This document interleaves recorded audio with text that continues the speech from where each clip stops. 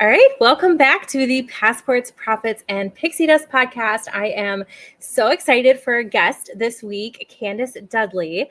And Candace Dudley is a podcast guesting coach and the host of the Better Brave podcast. She helps busy solopreneurs grow their visibility and authority by landing aligned podcast stages, which I get this question so much. So I'm so excited to dive into this today, so that you can stop relying on the algorithm and start being known as the go-to in your industry without burnout, which are all things that we like to hear here. So Candace, welcome to the show. Hi, thanks for having me. Yeah, okay, let's just dive in. Like, how did you get started doing this? Because I feel like this isn't necessarily a career that back when we were growing up, you were like, I want to help Nope. people start their podcast and get on podcasts. So tell us the story. Give us the rundown. Yeah, so I actually was a teacher for 13 years and I've been out of the classroom now. This started my fourth school year, so just starting year 4. And in the meantime, I did a lot of different things, but one thing was joined an MLM. And I think that's part of your story too. Yeah. Did some network marketing. Yep. Not affiliated with it anymore, but it was like a crash course, first taste of entrepreneurship. I was in a wellness community for moms and accountability, and we were working on our mindset and our, just overall wellness. I loved it.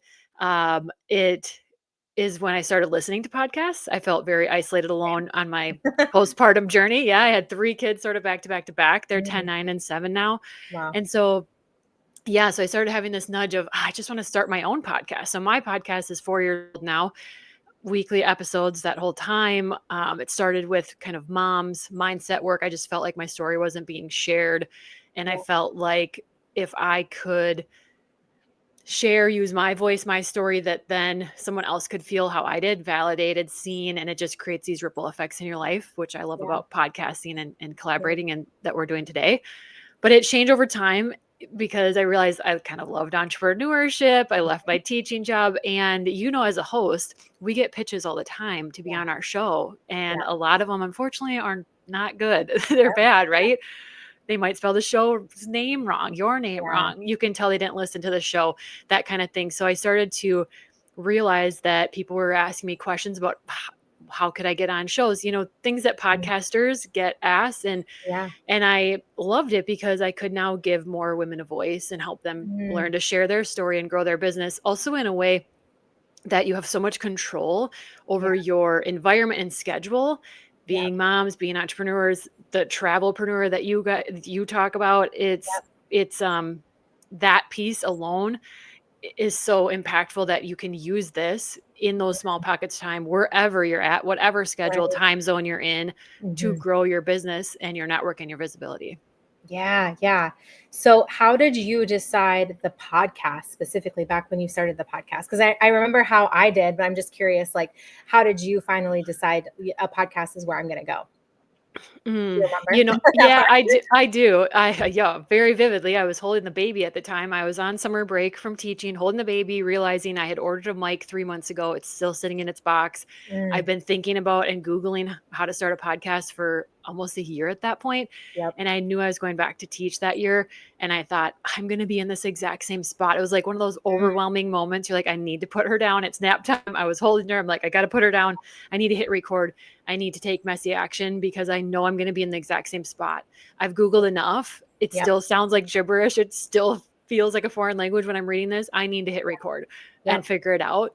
And so I did. It's unedited. I didn't know how to edit. That episode's still out there. It was about starting before I was ready because that's exactly what I was doing. It was just a riff of long, no notes of just inspired messy action. So that's how it started. I would love to say I had a plan. Now I plan my episodes. Now I'm ahead of schedule. They have a rhyme and a reason. At the time, they definitely did not. It was, what do I think my people need to hear today? What message they need? And I just went with it. So it was very messy, but sometimes unless you take that next step, you don't get to see the next door or the rest of the path until you're on it. So that was what it was for me. Were you still in your network marketing company at that time? Okay. Yes. Well, how did they receive that? Like, how did your team, what was their reaction to you starting a podcast? Do you remember? Yes, they loved it because we all were listening to podcasts and for the sake of mindset work, personal development. So that's what it was early on, sharing things like that through using my specific story to then share about, mindset growth things that I was doing. And they loved it because that actually was part of the driving force is I had built this kind of big group Yeah. and I wanted to feel like I was providing them value constantly. Yeah. And Yep. I knew through a podcast, I could ensure that I always was doing that. Yeah. Yeah. Same for me. That's exactly why I started. And then I realized as more people not on my team were asking me these questions, I was like, well, I can just repurpose the kind of stuff that I share with my team and just share it with Yep. everyone. And then it was also kind of part of my strategy for recruiting too, because I'm like, maybe Hmm. these people who are listening to these kind of things, they're my people, maybe they're going to want to join too, and it's just like Absolutely. all these like little benefits of podcasting like came in there. There are so many ripples and so many ways you can use it to drive so many pieces if you want to in your And I'm business of kind any of kind. surprised more network marketing leaders don't have a podcast. Does that surprise you too, or no? Yeah, the one I was in, the top the ish coaches that I like to follow, they had them, and I think Okay. that's what and I loved listening to them. Yeah. Yeah. So I don't know, maybe it just depends on. Yeah. Maybe it depends on which Mhm. specific network. Because I'm thinking of the last company that I grew big with, and I think one had one that she did like a few episodes here and there, but I don't remember any of the women. Yeah, I don't remember any of them having it, but Yeah. I think I know the company you're talking about, and that company, yes, does, Mhm. which is so interesting. It Like, is. I feel like we could, like, go down a rabbit hole with that. Like, Yeah. why is that? Like, where did that come from? Um, okay, so for the woman listening, because I can already hear the objections coming in of like, I don't even have time to do XYZ with my business. How am I gonna have time to either be a guest or start a podcast? What would you say to that woman? Start with being a guest. Yes, starting a podcast is a lot more work, but Yeah. you Oh, yeah. can yeah, you know, but start with being a guest because you're already talking about your business. You have, I'm likely guessing you have social media channels, you may have an email list, so you're already in written form, in short form video, you're already talking about your business, you already know your business. So you're the expert of that. And if you can pull out some speaking topics, that's the first part in my process that I help people with is really pulling out 2 or 3 niche speaking topics so that that's how you know when you get on the show you're going to deliver you're going to be valuable to that audience. That's how you can connect with the host to see if they want you on the show with your topic. It becomes all the other steps in booking and pitching become so much easier when you have those topics thought out, but you already have those within your business. It's just about pulling them out, figuring out which ones make sense and align with what you do, your offers, and who you help, as well as your values and what you stand by within your business. But start with that because we also always get in the mindset of, but who am I to speak on a show? I don't know enough. Maybe I need another certification or a degree. And that's not true. I mean, yes, I want my doctor to have a degree, but I don't need someone, helping you grow your business in podcasting or whatever to have a degree. It's more about their experience, their reps they've put in, and getting their client to where they are. And that's all that they want. We learned that in our MLM. Like, we're not helping them get 20 steps in front of us. They want to get to where we are. And so we're the expert. And so you're the expert in that. And just take heart in that there's enough people for all of us. And someone is looking for your take and your story and the way you do things through your experience in business that they haven't connected with someone else yet. I love that. And I love how your main piece there is starting with their story and how can they give value. I think a lot of women struggle with this more than I ever really realized. Um, because I tend to have women on the show who have been on other podcasts before, right? And I feel like once you have kind of figured that out, you can be on podcasts, you create better content, you write better emails, you serve your clients better, like all those pieces, like that's such a solid foundation. And I remember very vividly, and this was when I very first started podcasting. So it's been a few years. I had 2 different guests on, probably within a couple months of each other. I don't think either had been on a podcast before. And they literally did not know how to have a conversation about anything besides like joining my business, like the sales pitch, the whole thing. And I remember I tried really hard to like pull, all these things out. And I'm like, these women do not have the value piece figured out. And so I just love that you start with that, because I think that's the hardest part. And once you have it, it comes out like candy, right? Like you can just spill it and share it, and it's so much more easy and natural. But I do think there's a lot of people who really struggle with finding that like sweet spot of stuff to talk about. Right. I think when you're at a point in your business where you feel very confident in what you do and you know that you're going to help someone, or if someone signed up with you, it would really impact them in a great way. Mhm. That's the kind of person that should think about speaking on podcasts or starting their own podcast. It's not to discredit the seasons of business that I've been in the past as well, where Mhm. you're pivoting, Yeah. figuring it out. It's Yeah. not to discredit that. It's just that that's not probably the time that, Mhm. if you're using this as a strategy to grow your business and network, Right. that's not the time to do it. So that's another question I would guess. Is it for everyone? Well, Mhm. yes, but maybe not in their current season, right? If you Yeah. don't feel like, I wish more eyes would see this and I'm so confident in this offer, then Mhm. I say there's a few things to work on. Maybe go back, and there might be something about your offer that's not sitting right with you and it needs to be tweaked. Mhm. Maybe there's some inner work that needs to be done because we Yeah. don't trust in ourselves and our own knowledge, in our own value, and we Yep. don't believe it yet. So maybe we need some Mm. mindset work. So there, if you're like, is it for me? I don't know. It's okay if you're nervous. I'm not saying that if you're Yeah. nervous and it makes you want to throw up that you can't do it or you shouldn't start. Right. Rip the band-aid off. Let's go. I'm Yep. all Yep. about that. But if got to check in and see why, maybe where are you in your season of Yeah. building your business and things like that. Absolutely. Absolutely.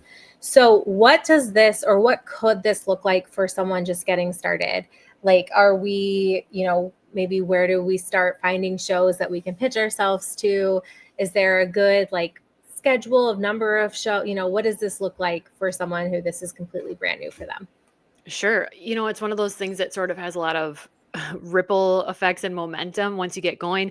Because as far as finding shows to be on, if you go to Apple or Spotify and you search for things, you're going to get really big name shows that maybe aren't the ones that you're looking to be on. Maybe you're looking more like independent podcasts, um, you know, smaller productions, not the mass big huge ones. So that's usually a hang up for people run into right away.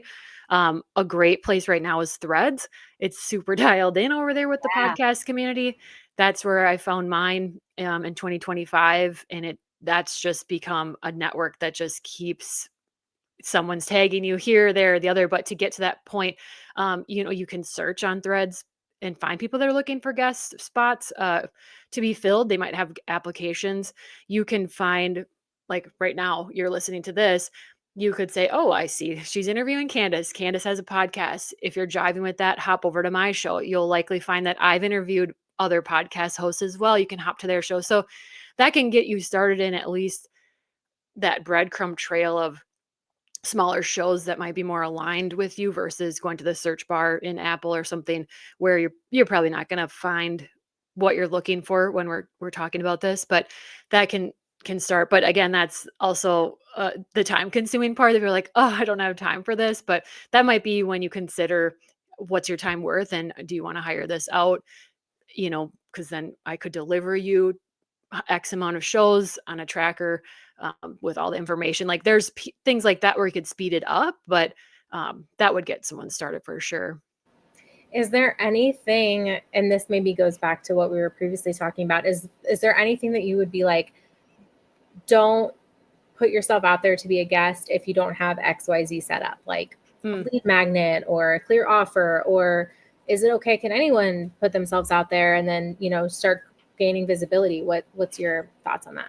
That's a great question. So, well, one is, think about, why are you wanting to podcast guests? So it could be for fun. That's fine too. Then you don't really need anything set up. But if it is like what we're talking about, to leverage and grow your business and network, you probably do want to have something set up. So I like to say, when you speak on a podcast, this, there's an intro about yourself, introducing yourself. There's that middle piece where the value, where you're positioned as the go-to in your industry. You're the thought leader, right? That's where we're delivering value right now. And the outro at the end, usually we ask our guests, hey, where can we go find you? Where can we hang out with you? So if someone's listened to an entire your podcast episode, they're obviously interested in something. Your offer, they're jiving with you. So we want to make sure that we don't drop the ball and have nowhere to send them. And with that, we don't want to have 5 places to send them, because then we'll be stuck with decision paralysis. So there will be no action taken. So you want to figure out what makes the most sense. Do you have a lead magnet? Maybe you have more than one, but which one makes the most sense for the talk you're giving right now, and direct them to that one place. It could be different things, like directing them to your podcast if you have your own. So it doesn't have to be a PDF that they download or a video or something, but one ball that we can drop here is not having a way to get them into your community, especially if they've given you their attention this whole time. Those people that are interested in learning more about you and what you're talking about, we want to do them a service and send them to somewhere that they can join us. So if you can get their email address, that's obviously the goal here. To be transparent, like that's what we want. We want to work with the people that want to work with us. We want those people in our community, in our network. And so, yes, having that set up would be something I would definitely recommend. And again, it doesn't have to be something huge or very time consuming. There's a lot of quick things that you can set up pretty fast. Is there any shows we should say no to guesting on, or like, does that part matter? And maybe even as a host, are there certain types of guests that we should say no to, or we should try to get? Definitely. I'm all about quality over quantity Mm. with my own podcast, as well as guesting on other podcasts. So as far as going to be a guest, you do not want to just be on as many shows as possible. That's my frame of mind and my recommendation to my clients, because what can happen, let's say you get on a show, you haven't maybe even listened to it, but you're just, again, trying to get the quantity in, and you get done and you realize you don't have the same values as that podcast host. You're not even sure you want to be tied to what they're about. Well, what happens after an episode airs? That host is going to post it. They're probably going to tag you on social media. And now you have to decide if you're going to share it or not. And if you do share it, you're going to be tied to that, and maybe you don't want to be. And if you don't share it, you've just burned a bridge now with that person that you probably didn't need to do, right? And so that's why I always also say, do your homework. Make sure you've listened to bits of the show, read the show description. It's very easy. It's not time consuming to listen to a few bits, the intro, read the show description. You're going to know what that host is about, what the show is about.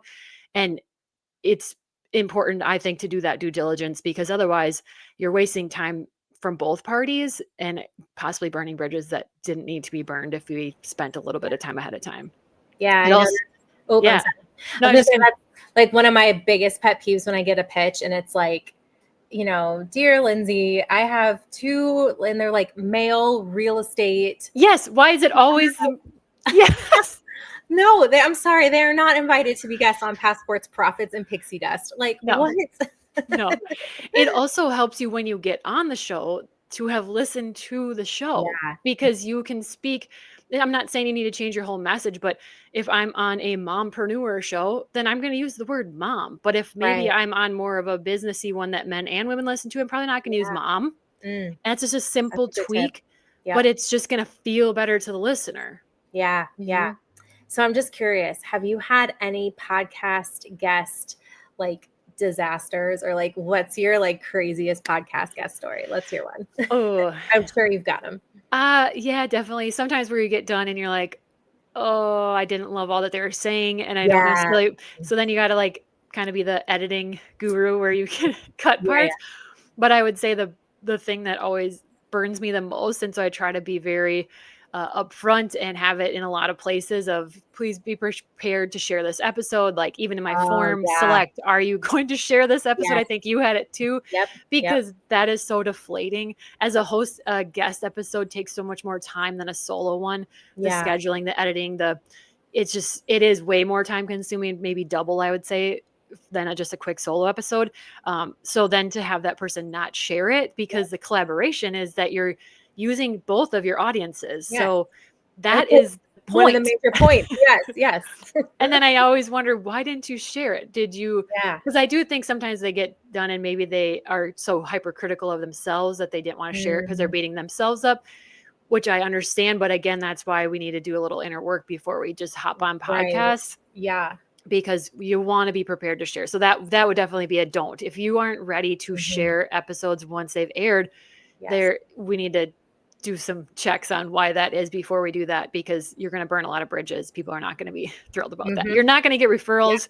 You're not going to get things like that from the host, because that's another ripple effect I've seen a lot with guesting is the person that you network with. I mean, you get on with the host and you talk for an hour, 45 minutes, and you dive deep. Like you don't talk about the weather and chit chat like you would bumping into someone in a coffee shop. Right. And so it's like this networking on steroids. And so I always tell people, do not sleep on staying connected with the host, the ones you drive with and enjoyed your time together. And you were like, that was the fastest hour of my day. This was amazing. Yeah. Follow each other on social media, cheer each other on. You don't know what types of doors open later on. I've had things where, oh, they're doing a virtual summit. Can you come be one of the speakers? I have a membership group. Can you come and give this talk to them? 100%. Those types of things happen, or referrals happen usually from the host, because who do people go to? They know that as a podcast host, hey, I know you don't do this, but who do you know? Because I know you know people that do this. And if you have those niche speaking topics and you have that talk on the podcast of that one specific thing, it doesn't mean you might do other things in your business. That's fine. Right. But in one episode, we're talking about one specific thing. That's when those referrals are going to happen, because that host, you're going to be top of mind because of that. Yeah, I've had all of that happen. Everything you said. Like some of them I even forgotten. I'm like, oh yeah. Isn't it so fun? It's like almost magical. It's like, oh, I just one conversation and this is just happening. Yeah, you have your new like business besties too. Like you said, even if you never end up working together, you're cheering each other on social. And yeah, it definitely may. I mean, I've totally done a riff before on here about when people don't share stuff. I mean, and just in general, when people don't share, but like especially with podcasting. And I don't know if it's the piece where it is time consuming, but I'm like, I feel like if I am sharing you with my audience, you know, the least you could do is throw up like the graphic that I send you to share that it's live or something like that. Right. And the sharing piece is part of you being positioned as this authority, this expert in your field, because it's showing that you are literally booking yourself speaking engagements. It's content. Yeah, it's a street cred. It's the content that you could repurpose. You could use it over and over. So that part always flabbergasts me of why people stop after that and don't do any of that. And maybe it's just they have too much on their plate, but And on the flip side, as a host, friendly reminder, if you're listening to this and you're a host, make sure you let the people know when your podcast is live too, because that's happened to me even just like a couple of weeks ago. I was listening to this podcast that I had found because I was a guest on her show, and I'm like, oh my gosh, this is me.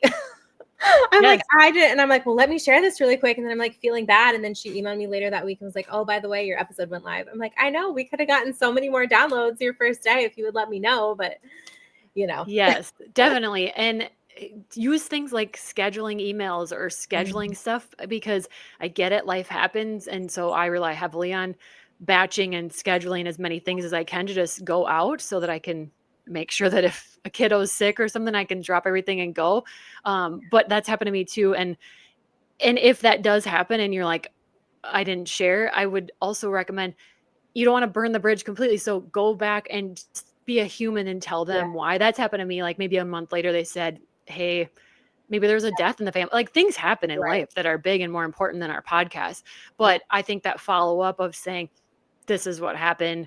You know, I dropped the ball, but I'm going to be sharing your episode. And because in the long run, then that's going to keep that connection with you and that host or whatever in good graces and still be worth your time. But yes, things happen, but hopefully there's a reason and not just willy-nilly. I'm just not going to tell you.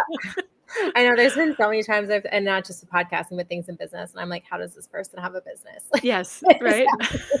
Get a system. We need some streamlining. Can I give you some unasked for coaching? Okay, let's go. Exactly. So for the woman listening to this and she's like, I don't have a microphone. I don't have a setup. I don't have all these things. What does she actually need, like bare minimum, to be a good podcast guest? A pair of headphones, and they can be cheap. I like the plug-in version because the only times when I've had weird audio things is when I've had the Bluetooth Mm. ones with guests on. So Yep. get something cheap. It literally doesn't, I haven't noticed that it matters, but it just helps to have something. And then my mic is like $40 on Amazon. So Yeah. Yeah. it's not an expensive investment, but those two things you're going to want, because that's just going to make you sound so much better and more professional and please the host that you're speaking with. But other than that, I mean, don't let that be what stops you. I Yeah. wish I had a podcast studio. I wish I had a room in my house, but I don't. I have Right. kids in all my rooms. Yeah, So same. here I am in a little Same, tiny family. corner, Mhm. so if that's you, that's fine. If you can have some natural light, or if I have Mhm. one ring light over here that sits on Yep. my desk, like some those things are very inexpensive, but work with what you have. Really, it's just a mic and a set of headphones that you need, and you can make it work. Don't Yeah. let that stop you. Yeah, for sure. And I think the other thing, the non-physical thing that I would add would just be like be in a location. I heard some crazy story of someone like was in an elevator for Oh my. one, like your car, like The maybe your background car noise if it's like matters. yes, like Yeah. car if it's parked in the garage and no one's going in and out and you have some light, Yeah. like maybe then yes, but like I mean, and I have a dog. She barks if the Amazon man Yes. comes. He always comes when I record a podcast. He's like the only Same. day of the week. Yeah, yeah. So some of those things like can't come up or like a kid will run it, but for the most part, like we can plan a little bit to try to be as professional as possible. That would be Definitely. my other thing with guesting. Yes. So talk to us about like if a woman's like, okay, I really want to work with Candace on getting started. Like what sort of services do you offer for women or maybe men? Do you work with men as well? I guess I It's should know that. mostly women. It's Mostly women. mostly, Yeah. yeah. I mean, not that I wouldn't, but it's Okay. it's Okay. usually moms. It's usually us Hmm. solo mompreneurs. Yeah. Yeah. So what kind of services do you provide for them, like start to finish with their podcasting journey? Yeah, I think the most popular one is my podcast guesting accelerator. So within that, we it's a one-on-one situation. So I get a little information from you, and then I find you 10 to 15 podcasts that I think are aligned with you in some way. We meet and have a one-on-one call to strategize your speaking points, your niche topics, as well as your pitch and what's going to go in that, and Mm. make sure you're really confident in that whole process and what you're going to say. And then I hand that all off to you with all the contact information to the podcast hosts and things like that. And I personally don't do the pitching unless I do have a connection with them both, and I might start a message thread for them. But otherwise, I don't do the pitching because the few seconds that it takes to send a voice note or a DM, which I highly recommend over an email, it's just a little more personal, a little bit better touch where they can just see you're a real human right off the bat, is because I think the few seconds that it takes to do that is just going to go a lot longer and be a better option in getting those yeses and booking those shows for you than to have a third party do it. Just I think we're very burnt out Yeah. on that as hosts. Yeah. Yeah. We Um, are. we For sure. are. Yeah. So that's my most popular thing, but I have a one-off strategy call if you just want to like brain dump, word vomit, Hmm. podcasting, podcast guesting. So I have that too. But you can also go Very check out cool. my free uh, podcast guesting masterclass. It's just the whole Ooh, process. It's 15 okay. minutes. You can check that out. There's a lot of good tips in there to Nice. get the ball I love moving. that. I love the nugget about the voice notes because I Mhm. will say I don't get them often, but the few that I get on like Instagram and you can tell it's from the person and it doesn't even have to be a voice note really over there, but Mhm. especially the voice notes are the ones that I'm always like, yes, let's go. Yeah. Like I very rarely turn those down. Yep. If you're on Threads and you comment because someone said, I'm looking for guests on X, Y, and Z, and you're like, oh, I fit Y, and you comment on their threads, I've seen that just stop right there. But Yeah. if you're the person that jumps over onto To Instagram Instagram. and says, I'm following up from Threads, I would love to talk more about this. Ooh. Mm, That set way you higher apart. because Threads can sometimes all of a sudden there's 50 comments and you're Yeah. lost, Yeah. but they'll find you. That's another good tip too. Like take it over to Instagram's DMs. Okay. And also the voice note, who's not curious enough to hit play on that? Exactly. Exactly. It's Yeah. going to get opened. Yeah. That email might not get opened. Oh no. And even if it does, I skim so quickly Mhm. and like the first word in there that's like doesn't I, pertain, I'm done. yeah, delete, bye. Now, on that note though, not to discourage people, but if they don't hear back when they're pitching, at what point do you do a follow-up? do you That's recommend a good follow-up? question. Definitely. Yes, because how often do you open a DM or Yep, a that too. message? Yeah, and you're like, "Oh, that'd be great," but then your kid Yeah. something and you just life takes over, and now there's an unread. The message is Mhm. already open, so you don't see it You again. forget about it, yeah. Yes, so 100% I do, but I like to, give it a few days. But Mm, within a week, if someone hasn't responded to you, absolutely follow up. And I also like to I like to give them an out on that second one to be like, not trying to bother you. I just wanted to follow up. I know life yeah. gets hectic. And then give them an out to be like, if it's not a fit, no pressure. Like, you're not gonna hurt my feelings. I just rather hear back from you than keep Mhm. wondering if you're got this, Yeah. that kind of thing. So I 100% the follow up is key because you're definitely gonna book more shows when Mhm. you do that. Hmm. Yep, yep. Now, what about, I just have a couple more questions. I know Yeah. we're getting to the end, but promotion, we touched on it a little bit, like being willing to promote. Are there certain social media platforms that are like your favorite? Email, like what are some preferred ways to promote when we are guests on shows? Mm. I say whatever you can manage at the current season that you're in, Mhm. whatever you can fit in. Something is better than nothing. For me, I post on LinkedIn. I just schedule those. I don't put a lot of effort there, but I do make sure to share snippets and reels on Instagram. I'll do a post on Threads and I'll send out an email to my email list. So I have a lot going on, but that's 4 years in, right? So to me, that I have a system down. It's quick. I can make this happen really fast. So if you're like, I could never add that to my plate. I also have things off of my plate because I do so much podcast guesting. So there's that too, where you can kind of audit yourself and say, if I'm going to start this, maybe I don't post on social media every single day. Maybe it's 2 to 3 times a week. And now podcast guesting is filling that space that I had. So yes, you want to share it somewhere. And if you can ask the host to send you over either video clips or the whole episode, then you can grab chunks and share it on your social media as well versus just being tagged.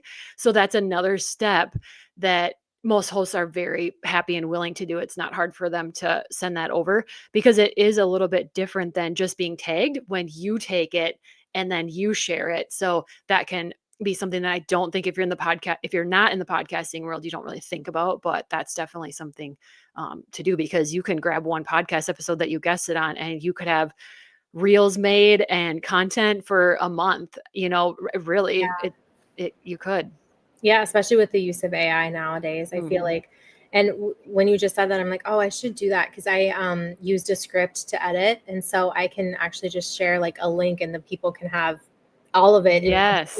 use whatever they want from it, and use the AI and everything. I'm Yeah. like, I don't do that. That's one thing I Yeah. should do to squeeze even more juice out of it, right? So that it works.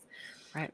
I'm just curious, and this is like kind of random. Is there any niche that you have run into that you're like, this one's going to be a hard one to find podcasts? Mm.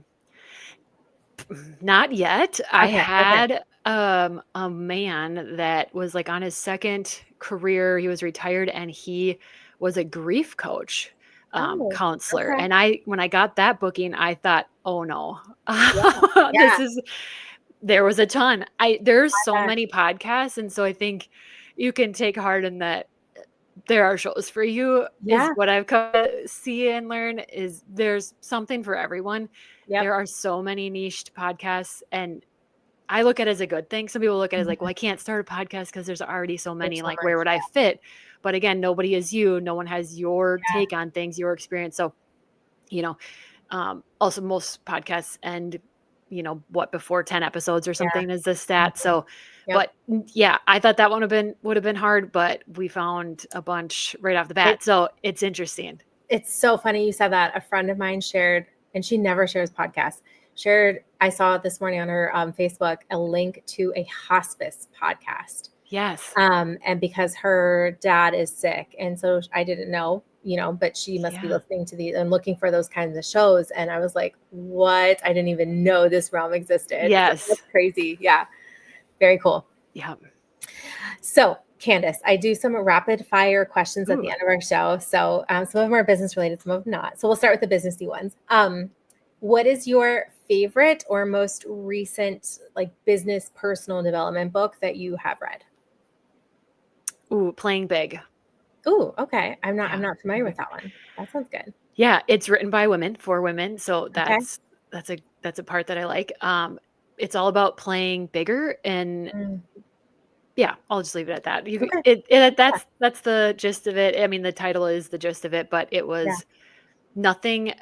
You'll read it and you'll be like, "Oh, that's so simple," but Mm, it'll start to shift your mind, and you'll yeah. be able to see right away where you're playing small and Mm, how easily you could tweak it to play okay. big. Yeah. I love books like that, like the Mel Robbins Let Them theory. I'm Mhm. like, this is literally the most simple theory in the world, but yet when I was reading it, I was like, mind Yeah, blown. I know. Yeah, yeah. Morning routine, nighttime routine, neither or both. I'm kinda, yeah, routine for sure. I'd say probably both. Okay. Well, yeah, definitely both.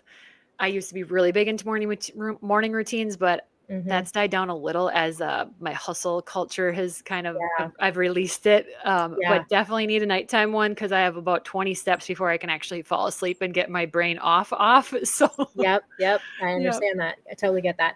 Okay. And then the last question, what is a bucket list destination you have, or maybe like the favorite trip you've ever taken?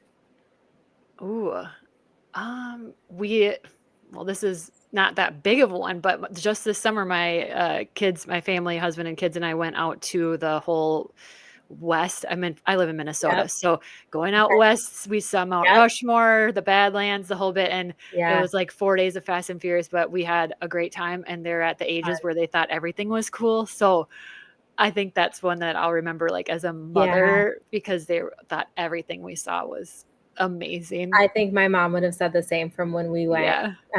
We went in the summer. I was probably 10 or 11. So my sister was probably 7 or 8. Yeah. And we went. Are you familiar with Sturgis? Do you know what Sturgis is? I know what it is, but yeah, we didn't go that far. Okay. Well, they have a Harley Davidson week Yeah. We that went 2 all, weeks before it, so we okay. saw bikes going out Yes. there. So we're driving out there because we drove from Ohio. We see all these bikes on our way, and we had never heard of it before. Oh my So we gosh. get there, and there are just Harleys everywhere. Like you're trying to have this like peaceful like Yeah. out there with the buffalo, and you just hear these like Harley motorcycles everywhere. It was an experience. Oh We'll my just put it gosh. at that.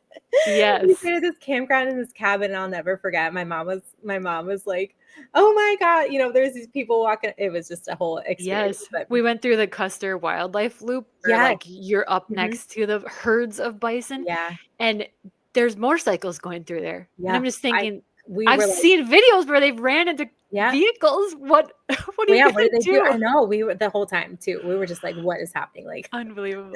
there's no way I would be riding my motorcycle up by these bison. But No. yes, yes. So Oh, that's always funny. That makes me laugh. Well, I'm glad you guys went out there and had a yeah. good experience there because Yeah, we did. that is something very magical. And I think um, I feel like we almost forget about those like Yeah. gems in the United States, right?